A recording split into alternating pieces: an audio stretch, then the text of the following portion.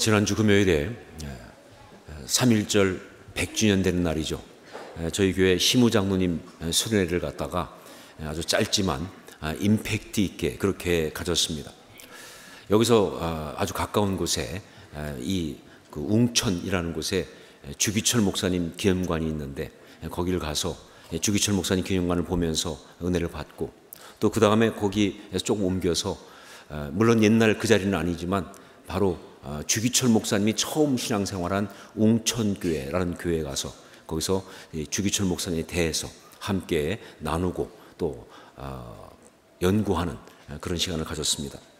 근데 제가 이번에 이 주기철 목사님에 대해서 나누기 위해서 연구를 하면서 정말 새삼스럽게 감동받으며 깨달은 것이 뭐냐면, 이 주기철 목사님은요, 정말 제가 가장 바람직하게 그렇게 생각하는 바로 복음주의자 목회자, 복음주의적인 목회자 그 자체였다는 바로 그 사실입니다. 두 가지 면에서 그랬는데, 하나는 뭐냐, 우선 신앙적인 우선순위가 아주 정확했다 하는 것이. 우리가 보통 주기철 목사님 이렇게 하면 떠오르는 것이 신사참배를 거부한 거 아닙니까? 일제에 마주서서 신사참배를 거부하고 그렇게 순교하셨기 때문에, 그러다 보니까 종종 생각할 때 항일운동 하신 분 혹은 민족운동 하신 분 이런 생각을 하게 되는데, 또 실제로 그 주기철 목사님 기념관 가봐도요, 거기에 항일운동가 이렇게 써 있습니다. 그렇게 생각하는데, 그런데 사실은 주기철 목사님은요, 그런 운동에 중점을 두신 게 아니에요. 다만 주기철 목사님은 정말 예수 그리스도 우리 주님의 그 사랑에 감격해서, 그 주님을 너무나 사랑하기 때문에 그 주님을 사랑하고 섬기기 원한 거예요. 그리고 그렇게 주님을 사랑하고 섬기는 그것은 다른 것이 아니라 바로 그 주님이 말씀하신 고난의 십자가를 지고 기꺼이 주를 따라가는 그런 것이라고 믿었고요. 그것이 바로 신사참배를 거부하는 그 좁은 길을 걸어가는 것이라고 믿은 바로 그런 분이었다 하는 것이죠. 그러니까 주 목사님이 정말 이 민족을 사랑했고 이 나라를 사랑했다고 한다면, 그것은 정말 주님을 사랑하는 그 마음 때문에 그 주님의 사랑에 의해서 사랑하는 것이지, 절대로 이 민족을 위해서 주님을 이용하거나 이 민족, 이 나라를 위해서 주님을 믿는 그 신앙을 사용한 것이 아니라는 것이죠. 이런 면에서 너무나 영적 우선순위가 정확한 그런 분이었어요. 또 하나는요, 말씀 중심의 영적인 균형이 정확하게 잡혀있는 그런 분이었다는 그 사실이에요. 말씀 중심의 영적인 균형이 아주 정확하게 잡혀있는 그런 분이다. 주기철 목사님은 오산학교에 가서 공부했습니다. 오산학교는 우리가 아는 것처럼 남강 이승훈 장로가 세웠고, 그리고 고당 조만식 선생이 교장으로 가르쳤던 그런 곳입니다. 그래서 거기서 공부하면서 민족의식을 굉장히 투철하게 갖게 되고요. 그래서 이제 그 학교를 졸업한 다음에 이 민족을 구원하기 위해서, 이 민족을 위해서 섬기기 위해서 사업을 통해서 섬기겠다는 마음을 가지고 연희전문학교 상과에 진학하게 된 겁니다. 자, 그런데 그렇게 가서 공부를 하려고 갔다가 그만 안질이 심해져 가지고 공부를 할 수가 없었어요. 그래서 그 공부를 못하고 내려와서 웅천 고향에 와가지고 한 5년 동안 방황 아닌 방황의 시간을 갖습니다. 그때도 여전히 민족에 대한 마음이 있었기 때문에 그런 중에 바로 있었던 것이 1919년 3.1운동 아니에요. 그때 주 목사님은 이쪽에서 그 3.1운동을 주도한 인물로 잡혀서 옥고까지 치릅니다. 자, 그런데 그렇게 하다가 1920년 마산 문창교회에서 김익두 목사님의 부흥회가 열렸어요. 거기에 참석해서 은혜를 받습니다. 그야말로 성령 체험을 해요. 굉장히 강력한 은혜를 받아요. 그 이전에도 물론 믿는 사람이었지만 완전히 다른 더 놀라운 그런 은혜 가운데 들어가면서, 그러면서 그때 결단한 것이 평양신학교를 가겠다, 목회자가 되겠다라고 한 것입니다. 자, 그런데 그렇게 그 부흥회를 통해 은혜를 받게 되면요, 보통 그 신앙의 중심이 성령 체험과 은사 중심으로 갈 수가 있습니다. 그렇잖아요. 성령을 받고 체험하면 그런 어떤 신앙의 중심이 어떤 성령 중심, 은사 중심 그런 쪽으로 갈 수가 있는데, 또 실제로 주 목사님은 정말 그런 부흥회를 너무너무 좋아하셨어요. 그래서 본인이 목회할 때도 부흥회를 계속 열었고요. 또 본인 자신도 부흥 강사로 다니면서 그러면서 사역을 했습니다. 하지만 주 목사님은 철저하게 말씀 중심의 설교자였어요. 어떤 성령의 은사보다 더 중요하게 본 게 뭐냐? 말씀 중심의 설교자였어요. 초량교회에서 목회할 때도 그랬고요. 마산 문창교회에서 목회할 때도 그랬고요. 평양의 산정연교회 목회할 때도 마찬가지입니다. 정말 온통 중심이 뭐냐? 설교와 그리고 말씀을 교육하는 것, 가르치는 것. 이 말씀 중심의 목회를 한 것이고요. 그리고 주 목사님이 정말 이 한국교회를 말살하려고 했던 그 일제의 신사참배라는 그것과 싸워서 그리고 좀 순교하기까지 갔는데 그 모든 싸움도 다른 것이 아니라 말씀으로 했어요. 평양신학교 신학생들 사경에 가서 외쳤던 그 유명한 설교 일사각오도 그런 거고요. 그리고 계속 가는 설교마다 바로 그런 것이었습니다. 마지막에 그가 했던 설교, 나의 5 종목의 기원이라고 하는 설교까지 그야말로 말씀으로만 싸웠던 분, 말씀을 선포하면서 이 모든 일을 했던 분이에요. 네, 주기철 목사님은요, 말씀의 그 능력과 역사를 온전히 신뢰하고 행했던 그런 분이었습니다. 말씀으로 사람이 변한다는 것과 말씀으로 하나님 나라가 세워진다는 것을 아는 분이었고요. 그렇게 확신하면서 설교를 준비했고 설교를 했고 그리고 그렇게 설교한 대로 본인이 살았고 그리고 죽었던 그런 분이다. 정말 주기철 목사님은요, 말씀의 종이었고요, 말씀의 능력을 믿고 의지했던 영적인 균형이 아주 정확했던 그런 목회자였습니다. 저는 그래서 이번에 이 주기철 목사님 보면서 장로님들과 그걸 나누면서 새삼스럽게 이 설교에 대해서 새롭게 생각하게 되었습니다. 그래요. 이 설교라는 것은요, 정말 신비한 것입니다. 그냥 세상 이야기 1시간 하는 게 아니에요. 드라마 한 편 보는 것 같은 것이 아니다 그 말입니다. 이건 어떤 내용을 전달하는 것도 아니고요, 어떤 그런 뭐 감동과 재미, 어떤 그런 것을 나누는 그런 것도 아니에요. 이것은요, 정확히 말하면 영적인 파워를 나누는 것입니다. 예, 어떤 영적인 그런 능력, 이 파워의 전달이에요. 예, 이것이 정말 온전한 설교라고 한다면요, 그 설교는요, 듣는 자의 어떤 그런 그 내면, 뭐 지정의 거기까지만 들어가는 게 아니에요. 바로 그 내면을 통과해서 그의 영에까지 들어가서 그의 그 영을 살리는, 변화시키는 그런 역사를 하는 것이 바로 말씀, 이 설교라고 하는 것이죠. 여러분, 기독교 역사 2000년 다른 것이 아니라 바로 설교를 통해서 유지되어 가고요, 그리고 설교를 통해서 전파되었습니다. 교회가 정말 바르게 되는 것은 다른 게 아니에요. 그 가운데 올바른 설교가 행해질 때 그게 진짜 바른 교회예요. 성도가 정말 능력 있는 성도가 되는 것은 다른 것이 아니에요. 그가 정말 이 설교를 바르게 들을 때 그때 그가 진정한 바른 성도가 되는 거예요. 세상 없는 사람도요, 뭐 아무리 똑똑하고 아무리 뭐 대단한 사람도 말이죠, 설교가 귀에 들어오지 않고 설교 시간에 딴 생각하기 시작하고 설교 시간에 자기 시작하고 설교를 들으면서 마음을 닫기 시작하면요, 버틸 재간이 없어요. 그 삶이 무너질 수밖에 없습니다. 왜냐하면요, 설교는 바로 하나님의 영적인 파워와 에너지가 전해지는 시간이기 때문에 그거 없이 우리 못 살잖아요. 그러므로 여러분 가운데 기도하는 사람들이 정말 이 교회를 위해서 기도한다고 한다면요, 다른 어떤 것보다 정말 이 교회 가운데 있는 설교하는 사람들이 바르게 설교할 수 있도록 그렇게 기도하셔야 합니다. 잘할 필요도 없어요. 그냥 바르게 하면 됩니다. 설교니까 바르게 하면 되는 거예요. 그리고 또 한 가지 기도할 게 뭐냐, 이 설교를 듣는 사람들이 잘 들을 수 있도록 그렇게 기도하셔야 돼요. 아무리 설교가 선포돼도요, 듣는 자의 마음이 열리지 않으면, 듣는 자가 바르게 듣지 못하면 이건 정말 아무 일이 일어날 수가 없어요. 그죠?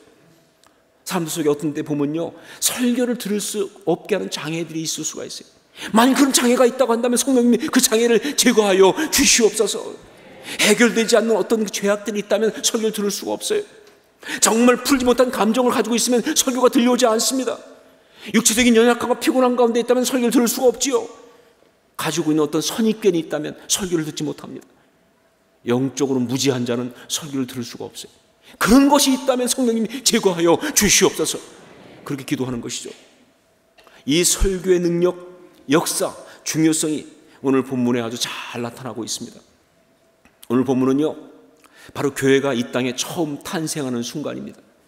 물론 그전에도 교회라고 말할 수 있는 것이 있었지요. 예를 들면 뭐 이스라엘 백성들 공동체, 아니면 뭐 예수님의 제자들 뭐. 하지만 정말 우리 교회와 같은 그 교회, 즉 이 땅 가운데 하나님의 나라를 온전히 세우기 위해서 예수 그리스도께서 당신의 남은 사역을 위탁하신 그 일을 감당할 그런 교회, 바로 그런 교회의 탄생은요, 바로 오늘 본문이 처음이에요. 오늘 본문에 최초로 그런 교회가 나타나는 거예요.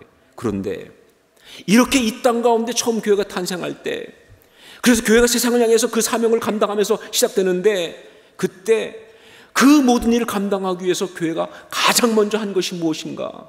그것이 바로 설교였다는 사실을 주목해야 돼요. 다른 어떤 것이 아니라 설교였습니다.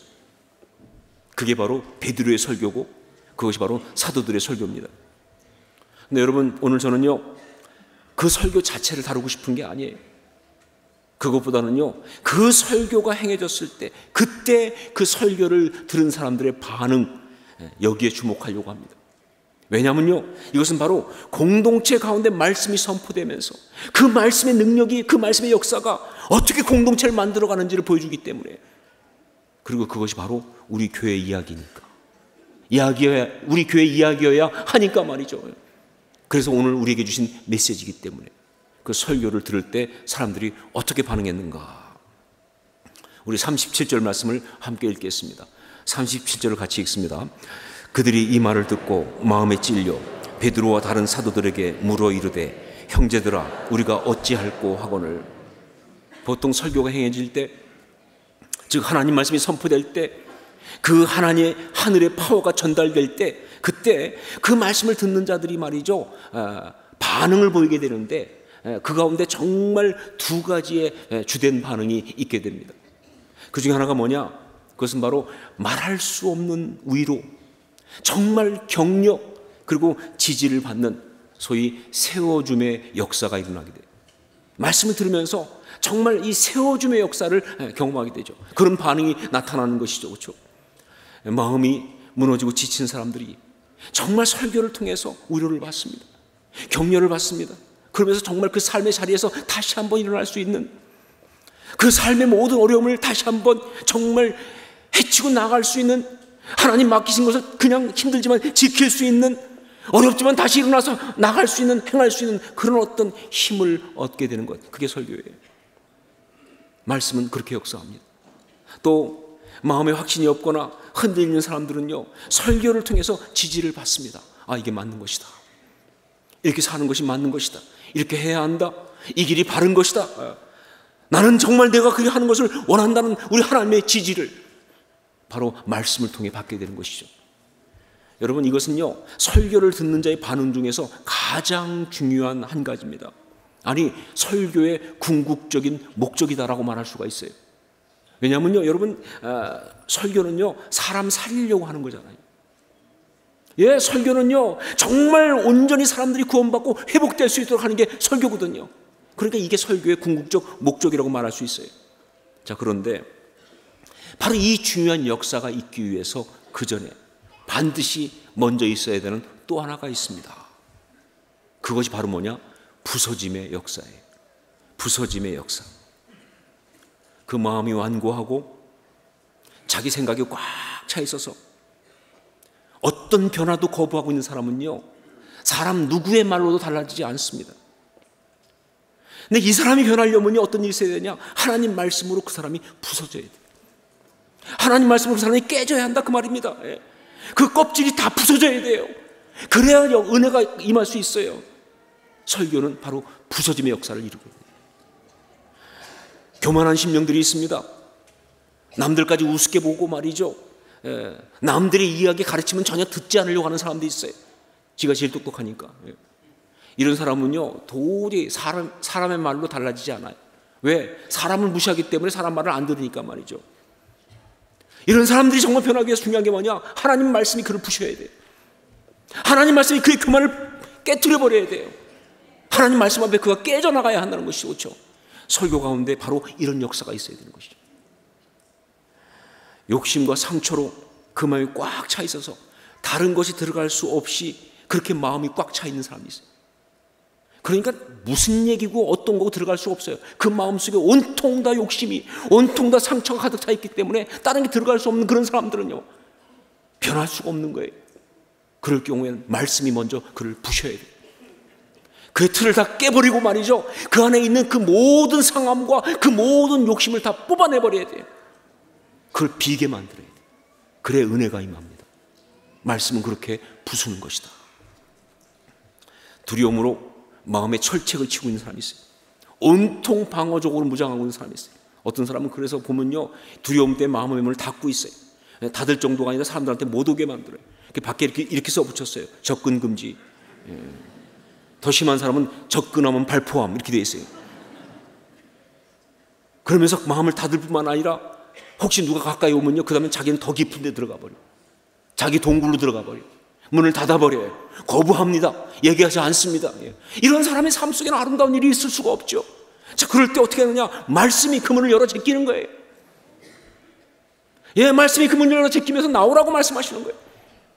어둠에서 빛으로 나오도록 하는 거예요. 말씀은 그렇게 역사하는 줄로 믿습니다. 바로 이런 말씀의 역사가, 설교라면 반드시 있어야 되는 그런 역사예요.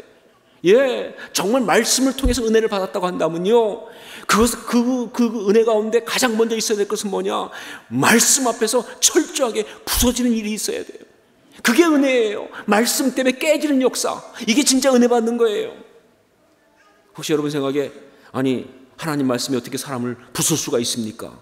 이렇게 의아해할 수 있는데, 아니요, 부술 수 있습니다. 부수는 것이 맞습니다. 우리 주님의 사역, 우리 예수님의 그 모든 걸 봐도 그래요. 정말 그 말씀은요, 무엇보다 부수는 일이 먼저였다는 사실이에요. 누가복음 2장 보면 아기 예수의 삶과 사역에 대해서 시므온이라는 사람이 예언한 것이 나옵니다. 그것이 누가복음 2장 34절 35절 말씀이죠. 시므온이 그에게 축복하고 그의 어머니 마리아에게 말하여 이르되, 보라, 이는 이스라엘 중 많은 사람을 패하거나 흥하게 하며 비방을 받는 표적이 되기 위하여 세움을 받았고, 또 칼이 내 마음을 찌르듯 하리니 이는 여러 사람의 마음의 생각을 드러내려 함이니라 하더라. 예, 여기 보면 나오지만 그 말씀은 이스라엘을 흥하게 하는 것만이 아니라 먼저 뭐예요? 패하게 한다는 거예요. 정말 그래서 이 말씀은 칼이 마음을 찌르듯이 그렇게 찌를 것이고, 그래서 그 속에 숨겨있는 감춰있는 모든 것이 다 드러날 수 있도록 그렇게 할 것이라는 거죠. 이게 예수님 말씀 사역이었어요. 바로 그렇기 때문에 말씀이 이런 것이기 때문에 히브리서 4장 12절 말씀 보면 하나님 말씀은 살아있고 활력이 있어 좌우의 날선 어떤 검보다도 예리하여 혼과 영과 및 관절과 골수를 찔러 쪼개기까지 하며 또 마음의 생각과 뜻을 판단하니 라고 이야기하고 있는 거예요. 말씀은 찔러 쪼개고 헤쳐서 다 드러내버리는 그런 게 말씀이라는 것이죠. 여러분, 오늘 본문의 역사는요, 이 설교의 정말 중요한 반응인 이 부서짐, 이 깨어짐의 역사가 일어나는 바로 그런 자리였습니다. 자, 그런데 특별히 오늘 말씀은요, 그 가운데서도 이 깨어짐, 이 부서짐 이야기 중에서 어떤 부분이 강조되고 있느냐? 바로 자기의, 자기 자랑, 그것이 깨어지고 부서지는 이야기예요. 왜냐하면 오늘 말씀에 이 베드로의 설교를 듣고 회개한 사람들 보면요, 누구냐면 바로 경건한 유대인들이잖아요. 이 경건한 유대인들, 하시dim 말씀드렸죠. 전부 다 자기 의에서 정말 한 의하는 사람들이, 다 자기 자랑으로 꽉 차 있는 사람들이에요. 자기 고집이 있는 사람들이에요. 바로 그것이 깨지는 그런 이야기예요. 여러분, 자기 의, 자기 자랑, 이거 진짜 인간의 고질병 중에 하나입니다. 사람에게 누구에게나 자기를 지탱하고 나아가기 위해서는요, 자기 의가 있어야 돼요. 자기의 어떤 자랑이 있어야 합니다. 마치 콜레스테롤처럼 그런 거예요. 그렇죠? 예, 콜레스테롤 뭐 우리가 알지만 그게 있어야 세포가 버틸 수 있잖아요. 그렇죠?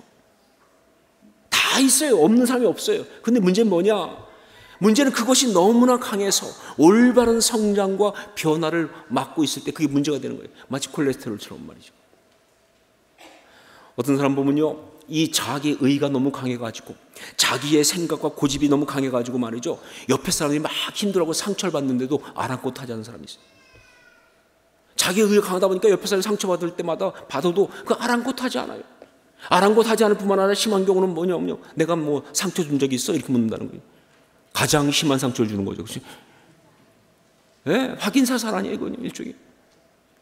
자기 의가 강해서, 자기 생각이 강해서, 자기 중심이니까 말이죠. 이거 문제가 되는 거예요.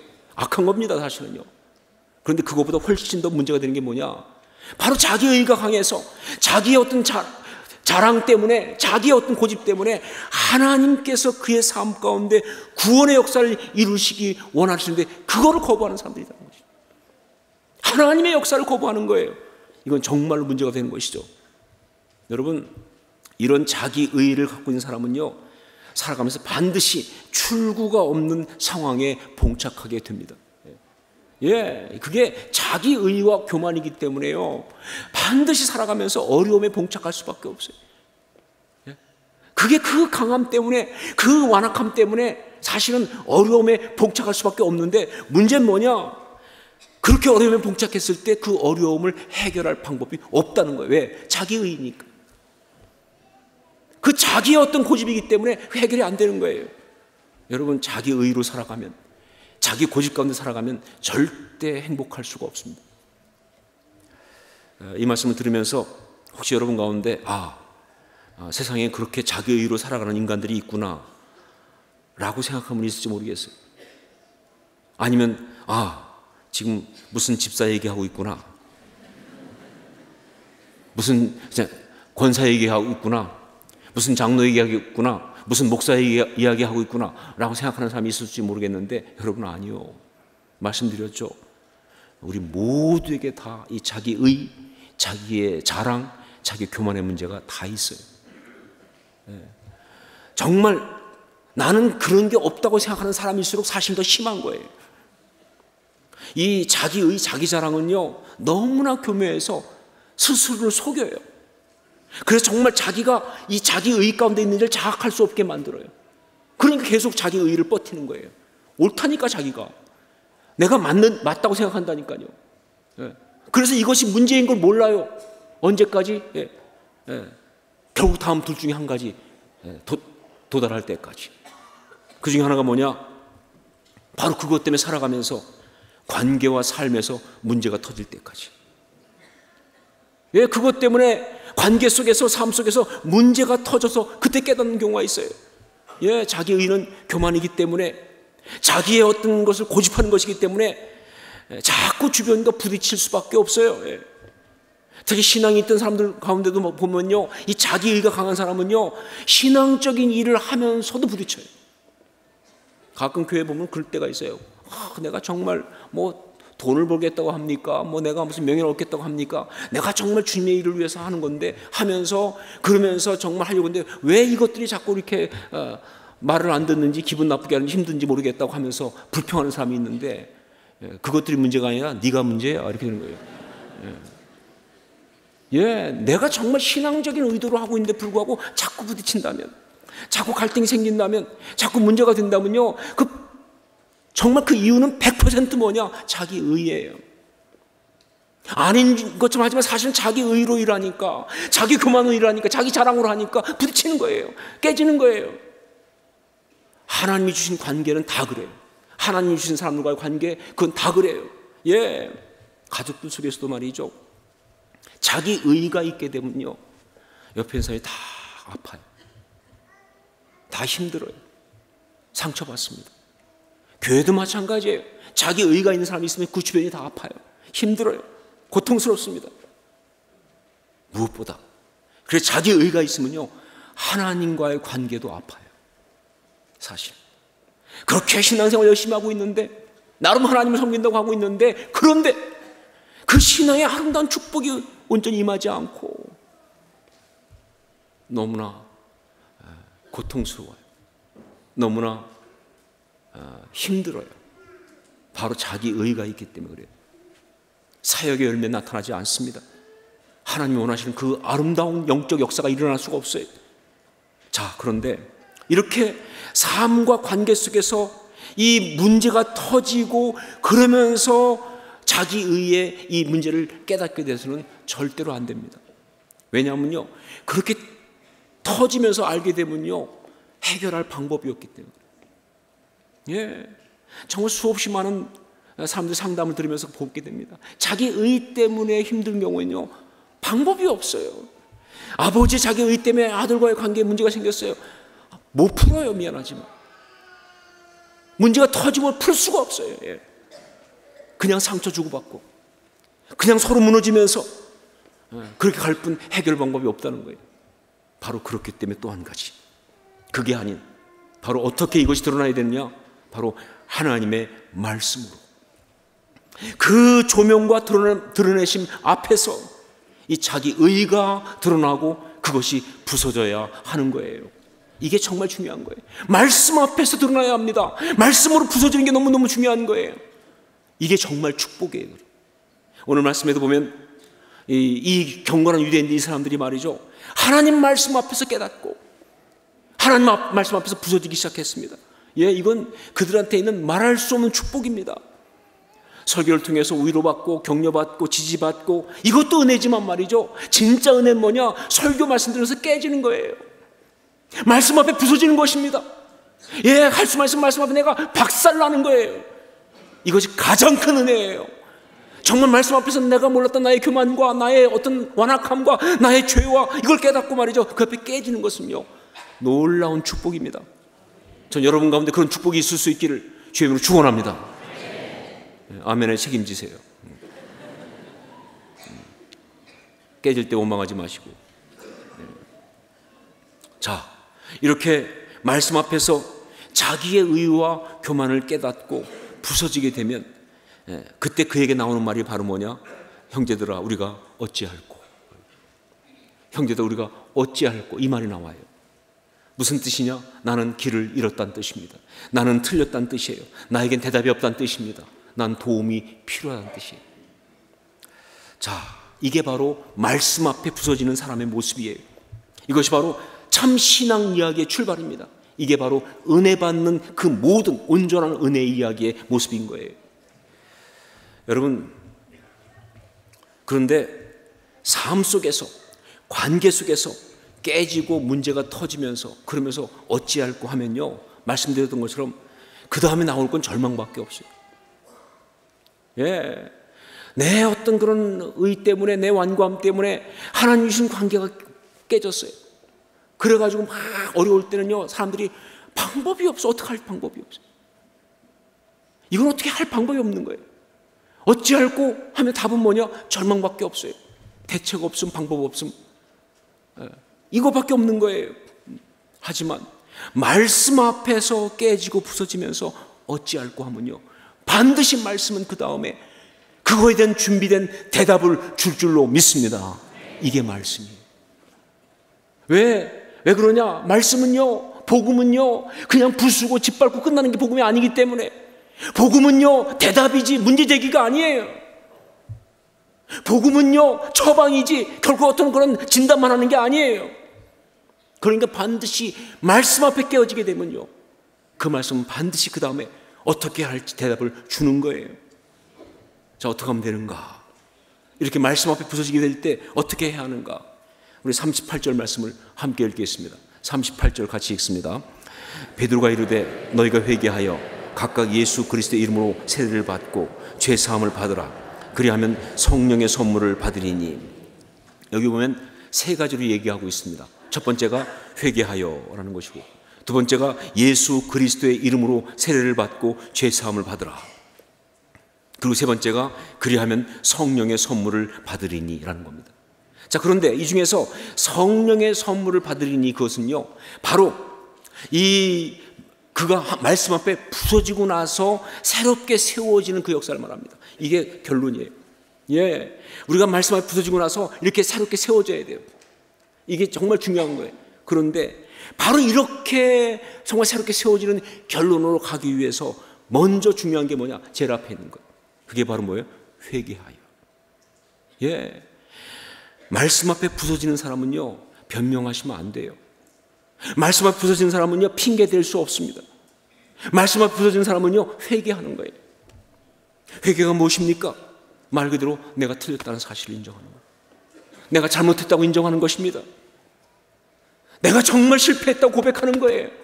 그런데 거기까지가 회개가 아니죠. 그리고 나서 뭐예요? 돌이키는 거예요. 그래서 어디로? 누구에게?